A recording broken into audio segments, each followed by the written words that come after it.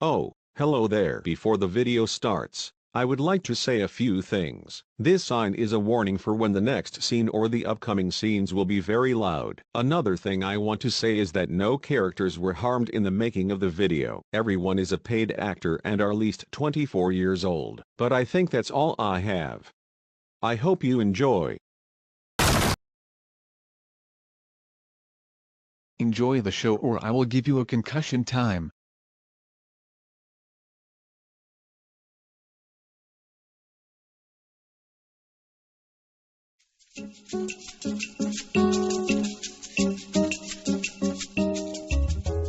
Oh, hey Fred.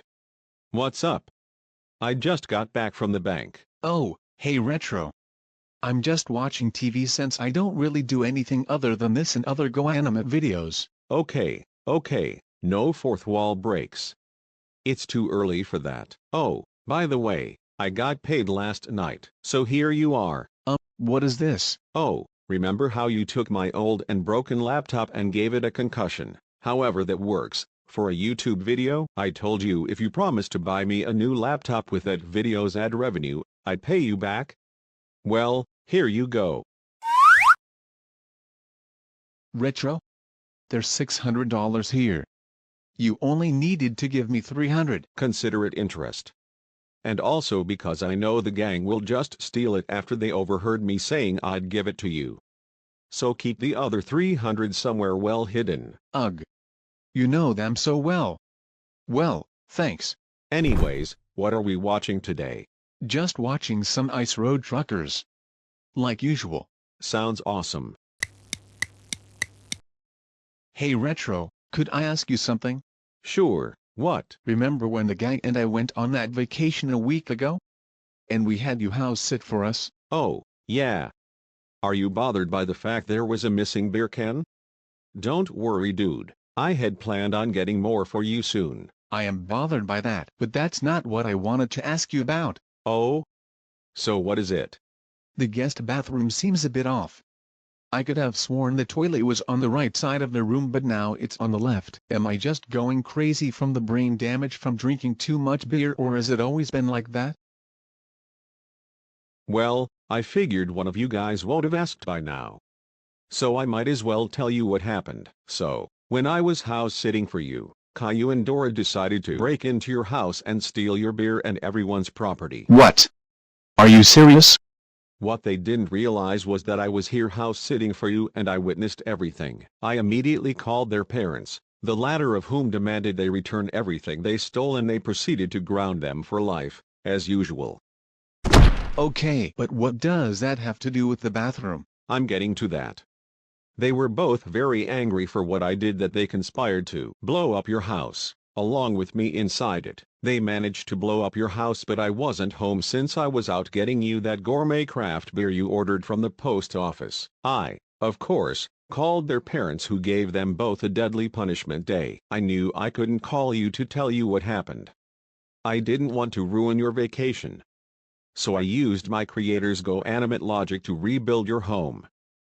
But it seems I didn't make a perfect replica. Are you telling me those pieces of worthless troublemaking garbage stole my property and blew up my house all in the same day? Oh.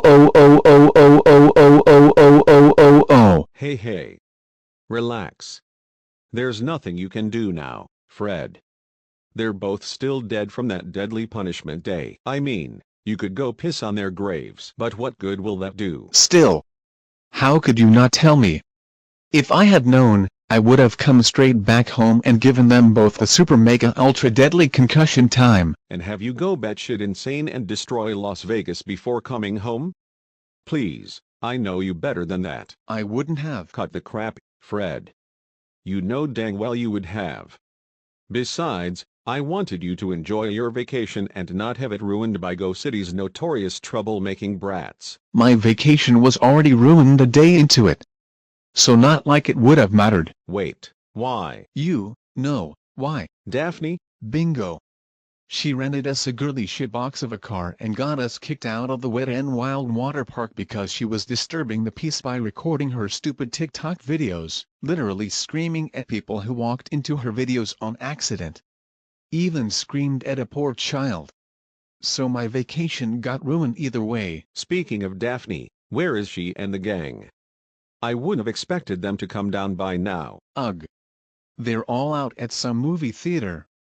The only reason I am not with them is because last time we tried going out to see a movie, it was a miserable car ride. You didn't give them your credit card, did you? Of course not. For all I know, Shaggy and Scooby would have bought £100 worth of popcorn if I even made the dumb decision of giving them my credit card, and you already know how expensive theater popcorn is. I told them they can happily choke on their stale and bland popcorn while I'll be here making a real meal, which reminds me, I need to go grocery shopping soon. I just grilled my last steak while they were getting ready to leave. So wait, you were outside grilling your steak when Daphne told you they were heading to the theaters? Don't worry, I have a spare clutch assembly in the garage. So even if they melt the clutch, I can easily replace it. No. It's just if you were outside when they were still getting ready to leave, do you think there's a possibility they might have stolen? Oh, hold on. I'm getting a call. Yeah? Who is this? Hi, is this Fred Jones to whom I'm speaking to? Yeah. Why? Hi Mr. Jones. We were just notified of a $2,500 transaction on your credit card that was made at an Apple store. We are just checking to make sure this was you. Fred? Who is it? Did something happen? Oh. No. I did not make that purchase. Please cancel the transaction for me. Sure thing Mr. Jones. We will cancel the transaction as soon as we can. Thank you for choosing First National Go-Animate Bank. Fred? Retro. My pal. My buddy. The only person in this whole godforsaken city that hasn't done me wrong.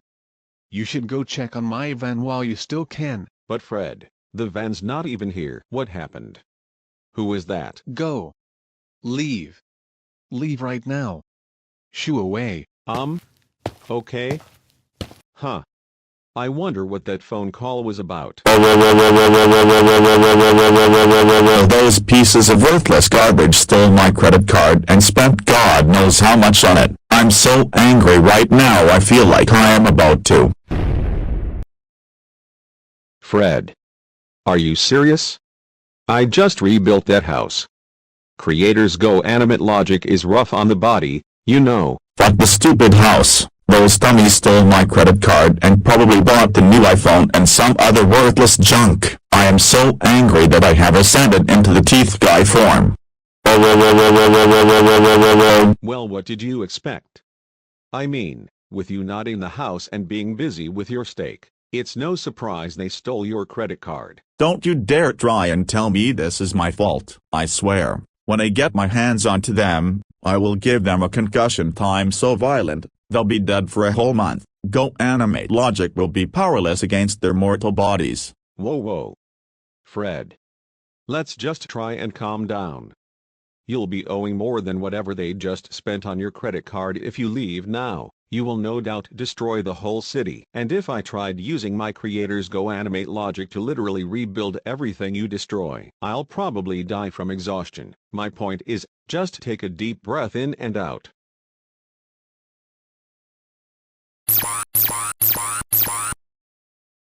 See? All better. Look, from what I heard, it seems your credit card company called you and told you what happened. So you will still be getting your money back regardless. I think the best thing you can do right now is just find wherever they are, take back the things they bought, return them to the store, and give them the ultimate concussion time. No. No? You're saying no to the concussion beast? Not like that, Fred. What I mean is that, look, you gave the gang concussion time so many times, they've become immune to it. It seems to me that it's time I give you something I've been working on for a very long time. Immune? No one can be immune to the power of the concussion beast. Are you calling me weak? No, I'm just saying that the gang has gotten so used to getting brain injuries all the time that they've literally become numb to it. Oh, whatever. So tell me, what is this stupid thing you say you have? Boris and I have conspired together to create the ultimate weapon. By taking his grounding mastery and your concussion energy, We fused them together to create the grounding concussion beast. That name is really can't say that word, can I? In this day and age? No. But yeah, I know the name is stupid. You try coming up with a name to explain what it is. What the fuck even is it? Grounding concussion beast? Like what? It's exactly what it's named. Instead of just having the power of the concussion beast, you will now possess the spirit of the grounding master. Your concussion times will be so violent and brutal, you will literally ground and banish the victim into the earth's core. What? Really? That sounds so awesome. Give it to me. Now. Right now. Now, hold on, Fred. I will have to administer it slowly. Last time I tested it on someone, it didn't really end well. What? What do you mean? Well. Okay, Caillou, if you promise to help me test this thing your father and I have created, I'll take you to Chuck E. Cheese's. All right? Oh yes. Let's do it. Huh? I don't feel any. Oh my god, the power, it's too much. Help, help, help, help. Oops.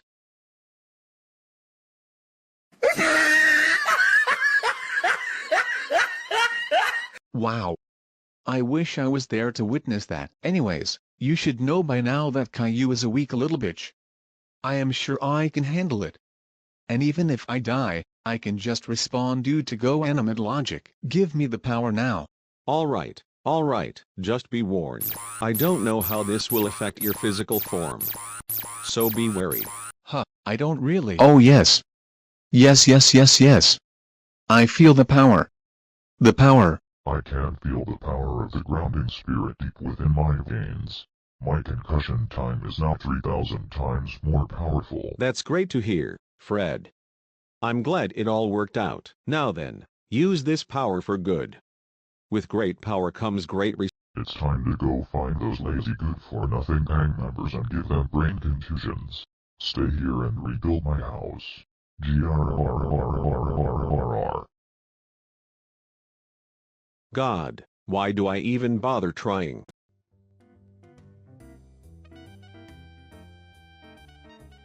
I still can't believe this.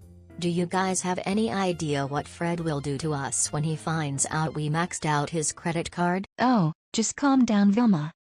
Even if he gives us a concussion time, we won't get hurt by it and we respawn in the next video, so who cares? I clearly do. I don't know why I keep getting dragged into these shenanigans of yours. You'd think after years of seeing the consequences, you all would just stop. But no. Clearly not. Oh come on, Velma. Daphne's right.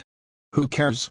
Besides, Fred is probably home drunk right now, so he probably doesn't even realize his credit card is missing. Guys? What is that? Off in the distance? What the heck? Is that Fred? Oh. You guys really thought you could get away with using my credit card. How much money did you spend on it? I demand an answer right now. We sort of, used all of it, Fred. Fred? Fred? Are you? Oh my god. Are you serious? How dare you steal my credit card then exceed its limit? Well, guess what, morons? I have ascended upon the concussion beast in teeth guy form and entering into a new state. Behold, the grounding concussion beast. That name is retarded. Scoob. You can't say that. I'd like to see the cancel culture come after me. All of you just shut up. It's concussion time times 3,000 for all of you.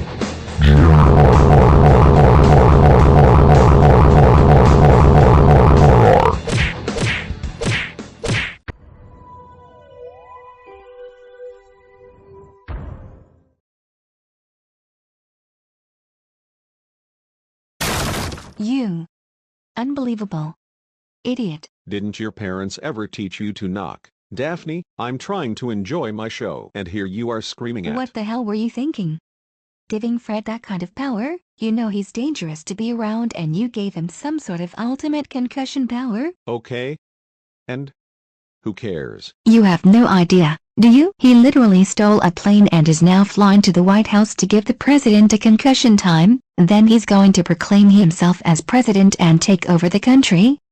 Possibly the whole world. And it's all your fault.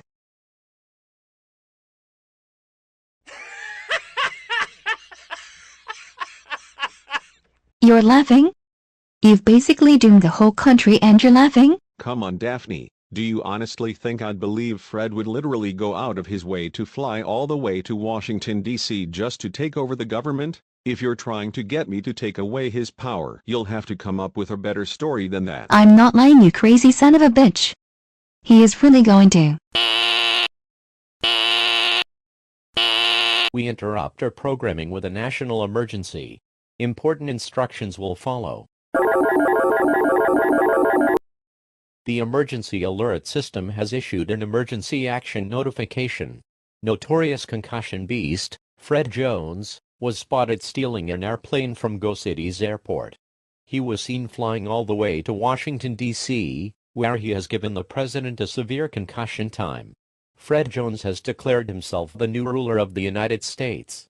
He has threatened to give everyone who goes against him a concussion time. This message is to warn the people to not go against him or they will suffer major consequences.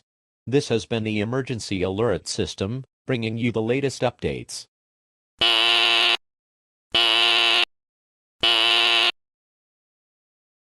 Oh, for God's sake. Fred, you idiot. I told you. Oh, shut it. What do you expect me to do about it? Fred has the power of the grounding spirit and the strength of the concussion spirit in teeth guy form. If I tried going after him to stop him, he's no doubt going to obliterate me from this mortal realm. It's your fault, therefore you have to fix it. Ugh, we could try asking Velma. Maybe she has an idea?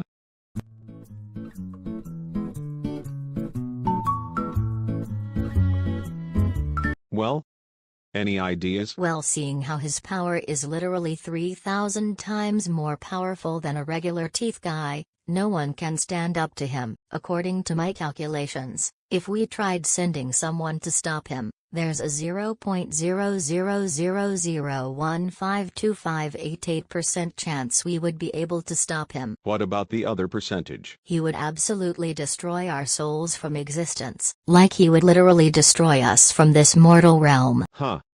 Well, what about Shaggy? He has the power of Ultra Instinct, doesn't he? Can't we just send him to try and fight Fred? Last time I tried using my power, I wiped out all of reality and only sent Fred to the garage when I meant to send him to the Shadow Realm.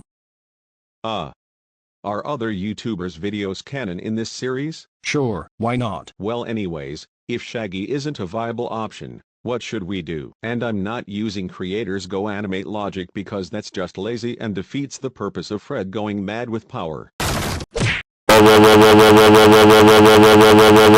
Retro, I heard that this situation with Fred is all your fault. How could you give him that power? I thought you were just bullshitting me when you wanted to make it. I didn't think you'd actually give it to him. What on earth were you thinking? Give me one good reason why I shouldn't ground you for all of eternity. Oh my God. Is everyone going to get up my ass about it? How was I supposed to know this is what he would have done? Look, Boris, we are trying to find a way to fix this. But there's literally no one stronger than him except... Oh. My God, Boris. It's your grounding power he has. You can easily match his strength. You will be the one to try and fight him. But he has the power of the concussion spirit. Even with my strength, he can still wipe the floor with me. There's literally nothing we can do. Not necessarily. Perhaps if Retro takes Shaggy's Ultra Instinct powers and fuses them with Boris's grounding mastery, he might be able to match Fred exactly. According to my calculations, if we went with that idea, there's a 99.999999999% chance Boris will win the fight. What's the other percentage? Fred pulls a Kratos and does the impossible and kills Boris. Oh. Very well. If this is the only way, then let's do it. Funny you bring that up, Velma. I actually have that power at my disposal. I had some of Boris's grounding spirit left over, so I decided to take some of Shaggy's Ultra Instinct while I was here one day. You did what? Unfortunately, I've only tested it once. and that didn't really end well. What? Why? Well. Okay, Dora, if you help me test this thing I have created, I'll take you to McDonald's. All right? Oh heck yeah. Let's do it. Huh. I don't feel any. Oh my god, the power, it's too much, it hurts so badly, someone please help. Damn it, not again. So. Yeah. Did you seriously just use the same gag as before, just with Dora? That's irrelevant, Scooby. My point is that I'm not sure if Boris can handle such a powerful thing. If he blows up, we're sort of fucked, aren't we? You dare insist I can't handle some puny little thing? The audacity. Just give me that power right now, Retro. We don't have time. All right, fine. Everyone, stand clear. Whoa. Not in my bedroom. Take it outside. I don't need to clean up blood and a corpse. Fine. Now once again, everyone stand clear. Well? How do you feel? Strong.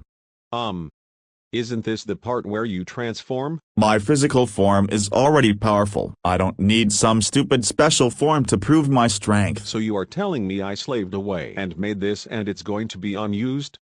Like what the hell, Boris? Just shut the fuck up. It's time to go punish Fred. Someone make sure Caillou doesn't go to Chuck E. Cheese's. Great. Someone please book a flight to Washington, D.C. so I can watch Fred get a brutal throttling.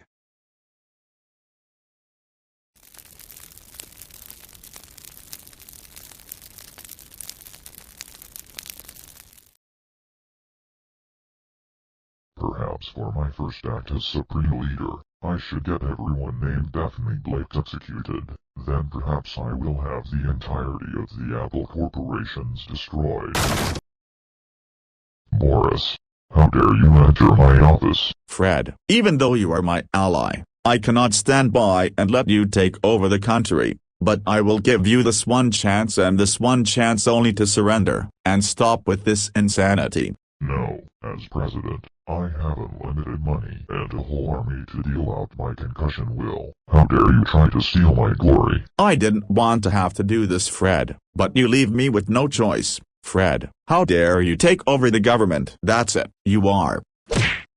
No. It's more like you're grounded. It's time for you to suffer the consequences of going against me, Boris. It's time to die.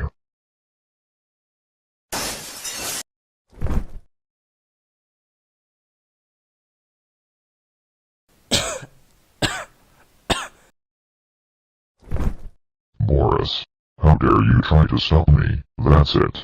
You are grounded. To the Earth score. No, I am the grounding master. You can't ground me, Fred. It's punishment day.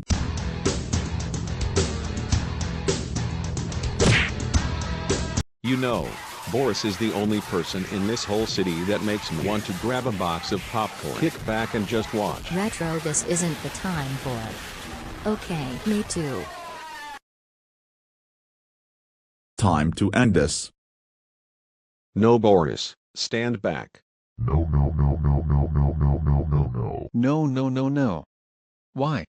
Why did you guys have to take away my powers? It is quite obvious to me, Fred, that you are clearly not ready to wield such a powerful weapon, like taking over the government. What the hell? You guys can do your arguing later. I have to do some grounding first. Well, sorry, Fred. Looks like you're getting some well-deserved grounding. Wrong. Retro, how dare you create such a deadly weapon, and give it to an equally deadly person? That's it. You are grounded for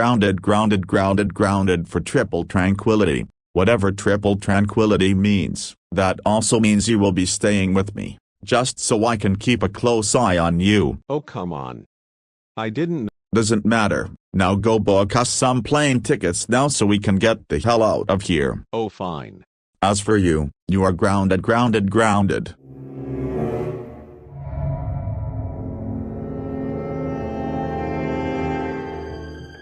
For a day. What? He literally commits treason, terrorism, and mass chaos, and he's only getting grounded for a day? What the hell? It's because that fight was the best fight I had in years. He managed to get a single drop of blood out of me. That alone makes me think he deserves some mercy. And also because he'll be magically ungrounded in the next video, so does it matter? Tell you what, Fred, you can escape your grounding if you do me one favor. And that would be? Kill Caillou. What? But I didn't even do anything. Oh, no, not you, son. That Caillou. What? What did I do? You existed. Now, sick him, Fred. Oh, you bet I'll be sure to make him regret being born.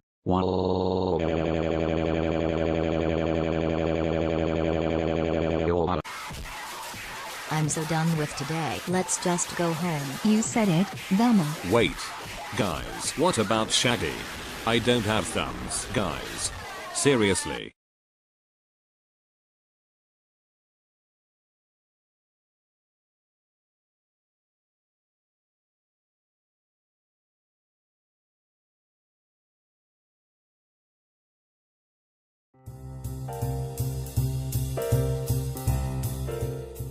Boris, I can't believe you would do this. Why would you betray me like this? Honey, you're not letting me explain. There's nothing to explain, Boris. You're just a cheater. Plain and simple. Doris, please. You need to understand that I had to do it. There was no other way. No other way? You had every opportunity to stop and think about it. You could have prevented this, but you went ahead and did it anyway. Doris, No more of your excuses, Boris. I can't comprehend why you would do this to me. Think of the kids and their future. Honey, we're playing Monopoly. Caillou is literally the one in the lead right now. I had no choice but to eliminate the competition by making you go bankrupt. By making you lose all your money. There's no way Caillou would be able to steal it all and have an even bigger lead. Still, the main target is Caillou. But yet, you went for me? Now there's no way I'll catch up now. And what further infuriates me is that you traded St. James for Marvin Gardens. Caillou literally has the whole corner now. If Rosie rolls a 4 through 7, she has to give him all her money.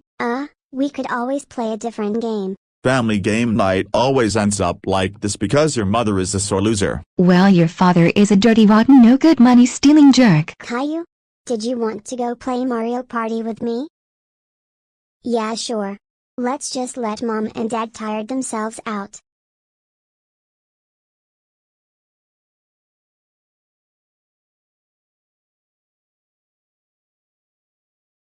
Hey there guys, before we start the video, there are a few things I want to say. This sign here means that the next scene or the upcoming scenes will be very loud. There is also a scene that is very loud that I highly recommend that you turn down your volume to the lowest setting possible, and that headphone users should take their headphones off immediately. I will be sure to give a second warning before that scene just so you can't say I caught you off guard. I am not responsible for any hearing damage or injuries that were caused by not abiding by the warnings, and I mentioned some bonus features in a community post a few days ago. Well, the bonus feature is that there are not one, not two, but 3 different endings. These timestamps are for the beginning of the endings. The last ending is the ending I had in mind until the other 2 came up. Speaking of the last ending, I want to give a special thanks to one of my friends over on Discord for giving me a hilarious idea for some of the scenes. I will be sure to mention which scenes were his ideas. And his channel will be in the description of the video so you can go give him some love. Well, I think that's about it. Don't forget to go vote in the poll for the next video you guys want to see. I will wait 24 hours after this video's upload to see what you guys want to see next. Until next time. Enjoy the show.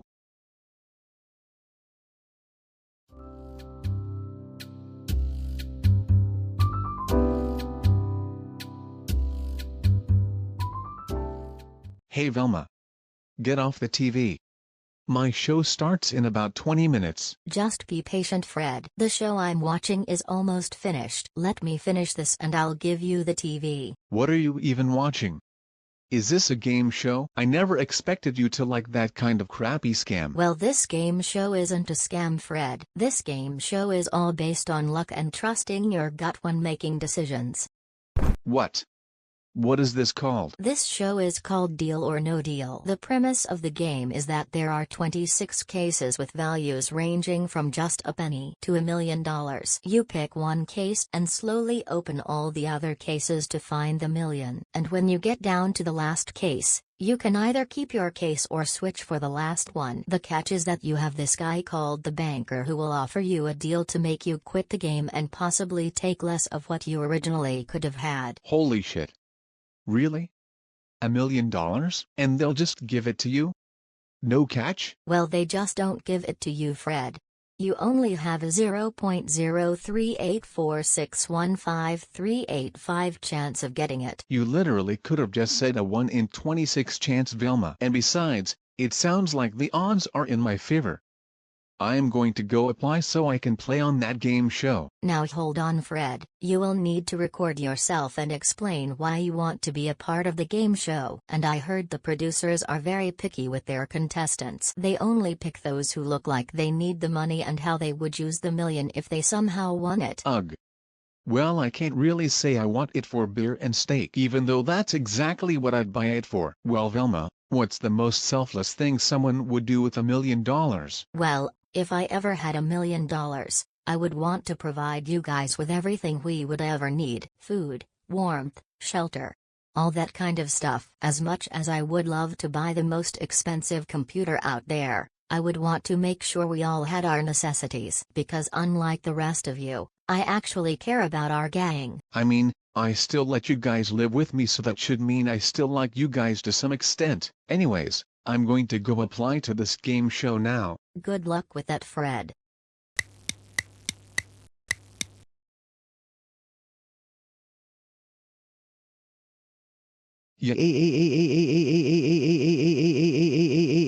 Guys, my application I sent in a month ago got accepted and I'm going to be on Deal or No Deal. What the heck?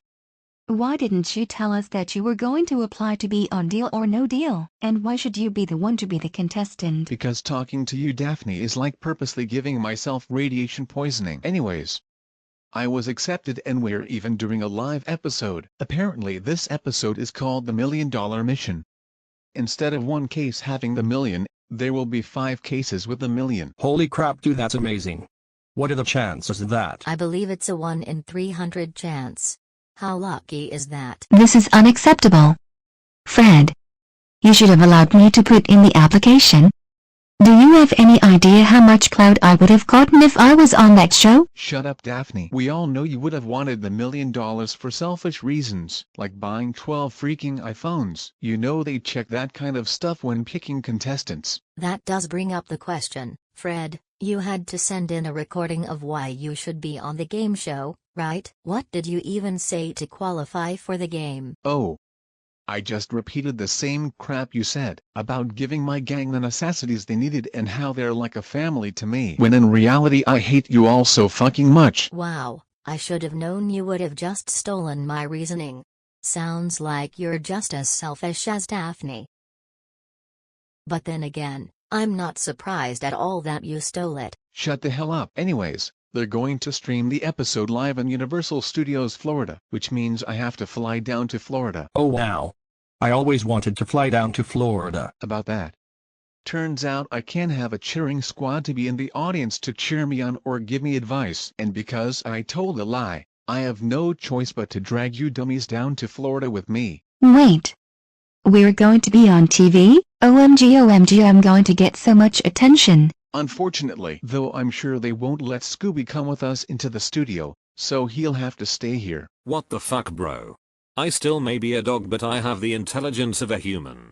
Besides, I don't have thumbs. How do I feed myself? Oh, shut up, Scooby. We will have Retro stay here and watch you. I bet he's just doing this so he doesn't have to keep putting me into the scenes. No fourth wall breaks. Anyways, I booked a flight for us tomorrow, so everyone get your stuff packed before we leave. Alright, fine.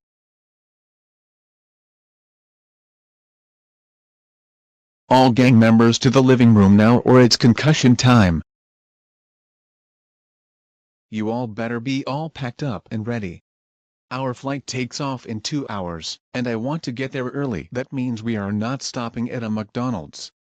We are not stopping to charge our phones if a certain narcissistic biatch didn't charge hers, and overall, we are not stopping for any reason. Oh, by the way, Scooby, Retro is here to make sure you don't starve to death. But I have some words for them anyways. Anyways, let's get going now.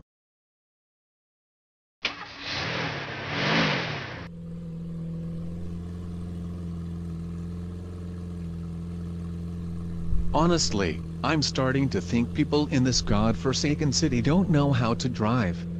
And so many people clearly have road rage too. What the hell are you talking about, Fred? You decided to say screw the rules of the road and cut off several drivers, pit maneuvered 3 cars, and you ran over 7 people. If anyone here has road rage, it's you, you psychopathic monster. Oh my fucking god, Daphne, if you yell at me one more time, I'll make you the 8th person who painted my van the color red. Good lord, Fred, just calm down. Would you like to be the 9th one, Velma? I will have no problem running both of you over. What a complete psycho. You want to see Psycho? I will show you Psycho, Daphne. I have a gun under the passenger side chair and I have no problem shooting you. And if I'm lucky, I'll hit Velma and Shaggy too. What the heck did I do? I don't know, but I'm sure you'll do something. Look. The airport. Thank God we made it. I was not about to deal with hearing you guys scream at each other. Whatever.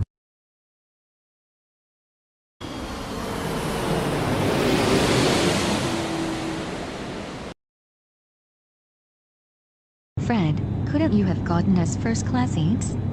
I need a good background for my selfies and this ugly chair ruins my shot. Daphne, I'm pretty sure that chair is the only thing that's even remotely pleasing to look at in your selfies. What the hell do you mean by that? It means you're so unpleasant to look at that I want to literally gouge out my own eyes. Could you two just shut up? We still have 2 hours left on this plane and the last thing I want is to get my ears assaulted by you two screaming at each other. Sounds like you two just need to fuck already.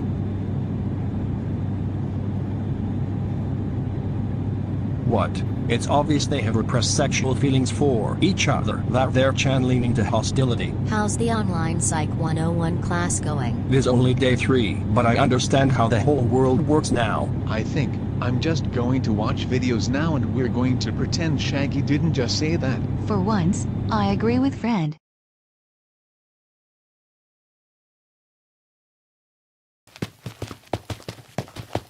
Alright gang, it's about a 15-minute drive from here to our hotel, so we will need some transportation. Oh, I'll go rent us a car. Oh, no the fuck you're not. Why? You rented us a girly shitbox of a car when we went to Wet and Wild World. Oh come on, Fred. I'm not going to prank you again. The joke is already met its course. I'm not falling for your bullshit. Velma, go rent us a car right now. Because I know damn well you wouldn't prank me if you knew what was good for you. Oh, whatever. Excuse me, sir. Hello, Mom. How can I help you? I'd like to rent a car, please. Preferably something like an SUV. Oh, I'm sorry to inform you, Mom, but all of our SUVs are either already rented or in for a repair because of the recent hurricane. The only car we have is that one over there. Please tell me you're joking. Unfortunately not, Mom. I'm really sorry. We would direct you to one of our sister locations, but they're a good distance away. I guess it will have to do. I'll take it. Hey guys, I'm back. Took you long enough. Yeah, I'm sorry. They needed to, refuel the injected French fryer dual overhead grease trap. What the fuck? What kind of car did you get that runs on that? You'll have to come and see for yourself. I'm still in disbelief. Alright. Well, there it is.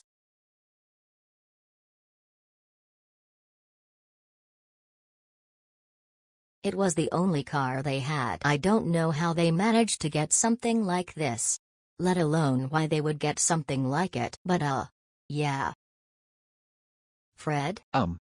Well, I guess it'll do. It's not girly and awful. There's just one problem. It looks like it can only fit 2 of us. How on earth are we all going to get there? Maybe Retro can help us? Alright. Let me summon him. Fred. What the hell? You. We need to get to our hotel and that car is way too small for us. Fix it right now. This literally couldn't be done by just calling me? Ugh, whatever. Him. Alright. By the power of creators Go-Animate logic, I summon the power to make the gang as small as it all. Wait, what? Jinkies, this feels wrong in all kinds of ways. There you are. What the fuck? I meant like, stretch it out or give us a proper car. It matches with the theme of the paddy wagon. Now they're all the size of plankton. By the way, this will last for an hour. Or long enough for you guys to get to Universal Studios Florida. Peace. Well, I guess this works. A little help, Fred? God, so much for that asshole.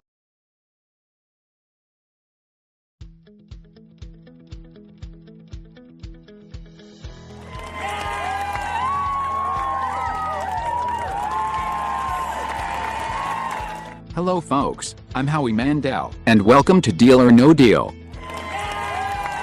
I'm glad to announce that we are doing a live episode of everyone's favorite game show, and with the episode being aired live, I want to make history by giving away $1 million. I'm glad to know everyone is just as excited as I am. Tonight's episode will be a very special one. To commemorate our live show today, instead of one case holding the million, 5 cases will be holding the million. But we need to find those cases and we need a contestant. Our lucky contestant tonight is a 24-year-old young male who flew down here all the way from Go City, Nevada with his gang. Here's Frederick Herman Jones. A pleasure to meet you, Howie. A pleasure as well. Excited to be here? You bet. I can't wait to play and make history. That's the attitude I love to hear. So, tell me about yourself. Well, I come from a small town in California where I met my awesome gang.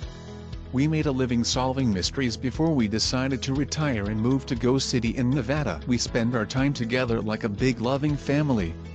I wouldn't be anywhere or who I am without them. Oh, what a bunch of crap. A big loving family? When pigs fly. Well, it's true what they say, folks. You can make a family with anyone. While we're on the topic, how about you introduce your gang to us? Sure, the one in the orange dress is our tech-savvy member Velma Dinkley. The one next to her is our brave member Norville Rogers, but we just call him Shaggy. Our friend Shaggy also has a man's best friend named Scooby who we couldn't bring. Sometimes I think Scooby is really a service dog for him. Oh, we would have allowed him in if that was the case. What the fuck? I could have been there. That's just bullshit. Fred didn't let me go. Or that a certain creator was being too lazy. Goodness, I should close that window. That draft is loud. Don't ignore me, you lazy jackass. And the next one is... OMG OMG OMG. Hello world, I'm Daphne Blake. Catch me on my TikTok and my Instagram. The real beautiful Daphne. Well yeah. Well, a very energetic gang you got, Mr. Jones. Oh Yup, they keep everything so exciting. I could imagine. Now back to business. If you were to win the million, what would you do? Give back to my loving gang.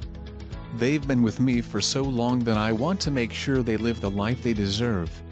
To provide them with everything and anything. They're the whole world to me and I can't imagine life without them. How absolutely heartwarming. I can tell that this episode will be filled with emotions. I think we've made enough small talk, though you sound like someone I could crack a cold one with. Let's begin the show. You bet. We have 26 cases that were packed by a random third party, and all 26 cases are holding an amount of money. 26 cases hold an amount of money, but 5 of those cases hold $1 million. And you need to pick just one that you believe holds that million. Which case do you think holds that million, Frederick? Let's go with case number 7. Lucky number 7, our lovely Brianna. Thank you, my dear. I got a good feeling about this, Howie. And I'm glad you do. But there's only one way to find out if your intuition was right, and that's by opening all of those cases. Let's start with 6 cases. Alright. We are down to the final case. Fred, the banker has offered you $560,000. Your case could potentially hold $1 million or hold $200,000. It's your final choice. The last offer of the night. And all I have to ask of you is deal or no deal. Man, this is a hard choice, but you know what? I've gone this long, why back down now? No deal. You heard him, folks. Now, Fred, before we reveal the case, would you like to switch your case for case 12? No. I've had this case for too long. I'm not trading it. Fair enough. Now then, let's see what's in your case.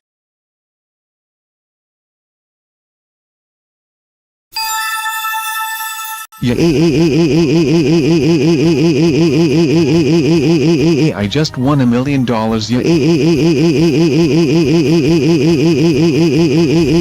We've made history here, folks. The third person to ever win $1 million. A round of applause for our new millionaire. This simply won't do. That should have been me. Not him. Me.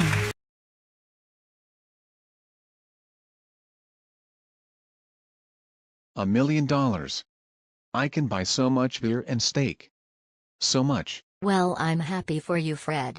For once, you got a large sum of money without threatening someone's life. Since we're back at the hotel, can we go to a buffet? I'm really getting hungry right now. Are you serious? We literally just got back to the hotel and the only thing on your mind is food? To be fair, Fred, it is close to dinner time. Maybe we should go out to eat. Ugh, fine. But I'm picking the restaurant. Let me go take a well-needed shower first since all the tension is making sweat go down the crack of my ass, then we can get going. Now that Fred isn't here. Guys, I think we should steal all the money and use it. Daphne, are you serious? Have you seriously learned nothing from the past few times we stole his money and spent it all? It's like you've grown to love getting a brutal concussion time. It's just not fair. Fred got to be the contestant and it's unbelievable that he won $1 million. Now he's going to be famous and get all that internet fame that should have been mine. It's just not fair. And your solution is to spend it all? Yeah, sorry. But I'm not partaking in this stupid plan. Besides, Fred won it fair and square. So your idea is to punish him for just being lucky? Look, if it was like when he went on Who Wants to Be a Millionaire or Shark Tank and threatened everyone to give him money, I would be more inclined but hesitant to help you. But in this scenario, he won it without threatening anyone. So what exactly are you hoping to accomplish? He's being punished because he won't give us any of it. He could literally give us $250,000 each, but you know he won't. So he should be punished for being a greedy bastard. Well, yeah, but I'm still not helping you. Yeah, and neither am I. Who cares if Fred won't share it with us? After all, he won it. It's his money. And also because I just don't want a concussion time. Very well then. I guess I'll have to do it myself.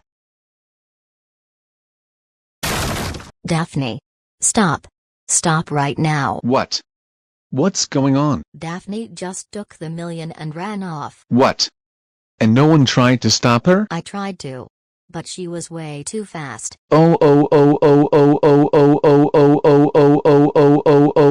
she is so dead. Wait, Fred. You're still in here, and he's gone.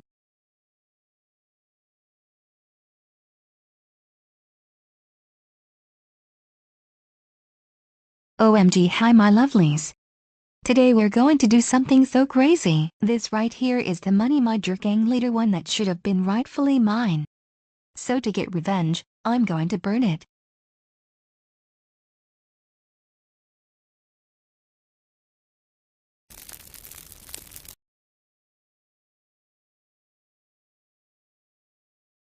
Oh no. Fred found. OMG, look my lovelies, he's in his underwear. Ha ha ha. Ha ha ha ha ha ha ha ha ha ha ha ha.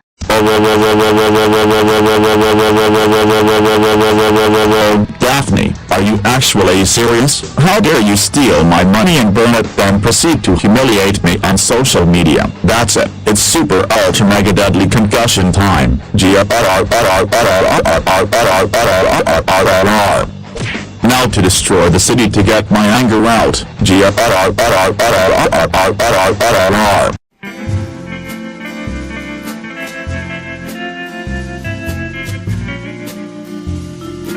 Oh hey Scooby, look at this news report. Seems Orlando was attacked by some crazed up dude in his underwear. The Florida man is real. Wait, that's Fred. Didn't he win the $1 million? Why did he attack Orlando? The gang probably spent it all or something dumb like that. Anyways, want to get some KFC? Hell yeah.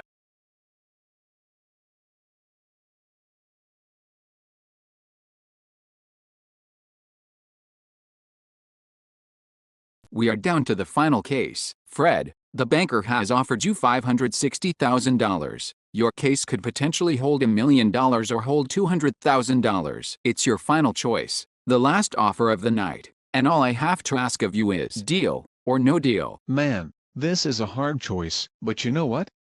I've gone this long, why back down now? No deal. You heard him, folks. Now Fred, before we reveal the case, would you like to switch your case for case 12? No. I've had this case for too long.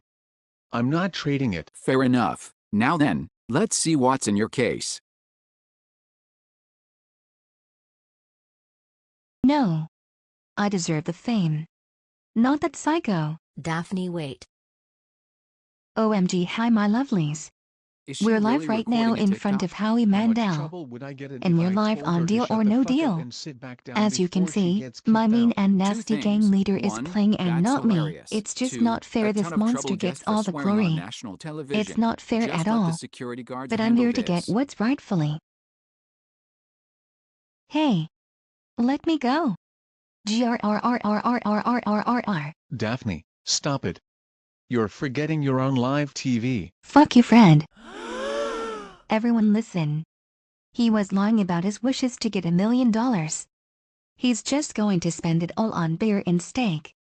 He doesn't even give a shit about any of us. What, Fred? Is this true? What? No. Of course not. She's just upset that I didn't tell her I was going to try and get on the show. She wanted to be on the show because she just wanted the clout. She doesn't care about anyone but herself because she's a narcissistic piece of shit and I hate her so fucking much. No. Wait.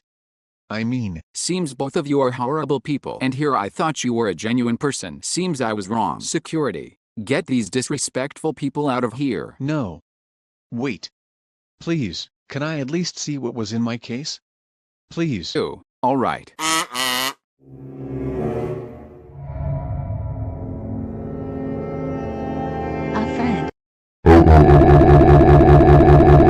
Oh, Daphne, how fucking dare you ruin my game? You made me lose $1 million. It's time to die.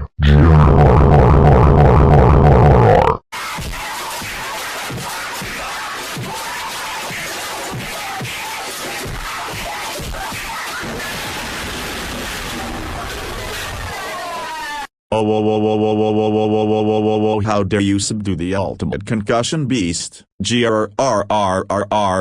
Oh my god, did we just witness a murder? And it was recorded on live TV. Why are we still live on the air? Cut the cameras. Release me right this instant or you all will feel my wrath. Has someone called the cops yet? Yes sir, we have. They should be here soon to arrest him. Oh, would you look at this? I've ascended into the teeth guy form. Now prepare to get a concussion time. All of you. Where are all of you going? Come back here right now.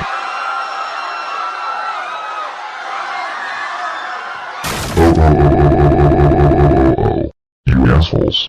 Why didn't any of you try to stop her from ruining my chance of winning $1 million fucking dollars? That's it. You all will meet the same fate.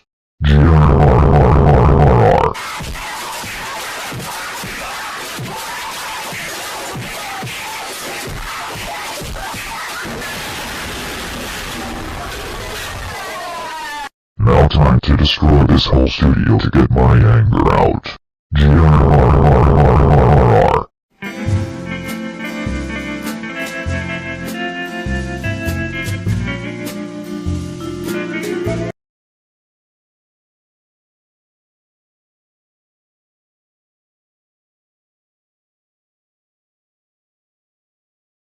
We are down to the final case. Fred, the banker has offered you $560,000. Your case could potentially hold $1 million or hold just a single penny. It's your final choice. The last offer of the night. And all I have to ask of you is deal or no deal. Man, this is a hard choice, but you know what?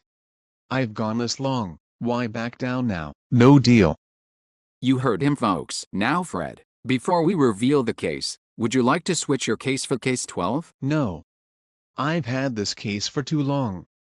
I'm not trading it. Fair enough. Now then, let's see what's in your case.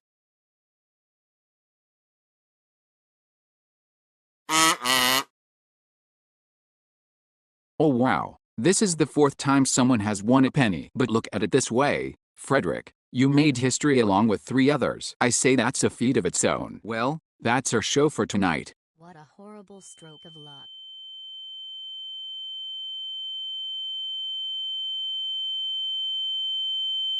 Whoa. Hey guys. Just a reminder that this next scene is very loud. As I stated before, turn down your volume to the lowest setting possible. And if you are wearing headphones, I insist you take them off. I am not responsible at all if anyone dares to disobey this warning and purposely give their ears a punishment day. The next scene will start in 5, 4, 3, 2, 1.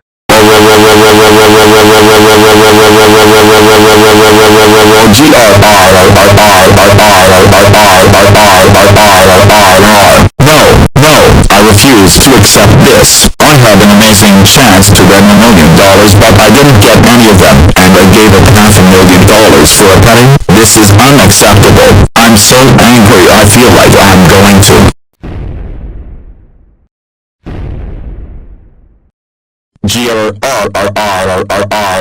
Time to destroy everything within my sight.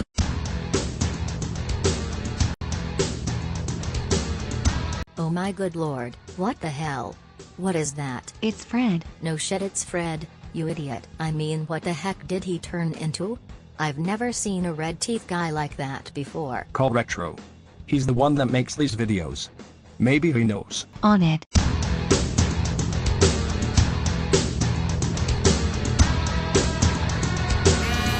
Yo, what is up, my orange hibiscus? Retro. Did you see what's going on Deal or No Deal? Were you watching the live event at all? We were. But we decided to stop and have a dance party. Who knew Scooby could dance like a boss? Turn on the TV now. There's an EAS alert right now. Alright. What the fuck is that? Did the Florida man get a hold of some good coke? No. Fred won a literal penny and he just flew off the fucking rails. What the hell did he just turn into? You're the creator. You must know. Oh, it's called the Red Teeth Titan. Sweet name, right? Anyways, it's possible for everyone to ascend into this form, but only when they're like, I'm going to genuinely murder you right now, angry. Then fix it. You know, Daphne, I'm starting to recall a certain situation just recently where you tried to command me. When Fred ascended into the grounding concussion beast. Well, guess what? Go pound sand, you smug cunt, because I'm not helping you. And even if I wanted to, the Red Teeth Titan is just as powerful as the grounding concussion beast. Go ask Boris. Daphne? He called me a cunt. And he's refusing to help us. He told me to call Boris. How will Boris help us? Only one way to find out. Shaggy. Use your ultra instinct to summon him. Alright, no problem. What the hell? What is the meaning of this? Why did you guys? Holy shit, what the hell is that? That's Fred. What? What do you mean? We were just watching the live episode and it just suddenly cut out, like there was some explosion. You're telling me Fred turned into that? Yeah. Retro calls it the Red Teeth Titan. And he's refusing to help us. So we summoned you as a last resort. Retro says that monster is just as powerful as a grounding concussion beast. Did you still have that ultra instinct grounding power? Unfortunately, no. And there's no way I'll be able to destroy that thing. Even if I used Go-Animate logic to grow to his size, I don't think I'll be able to defeat him. And without Retro, we can't give you ultra instinct. Wait. Boris. What if you and Shaggy did the fusion dance? From Dragon Ball Z.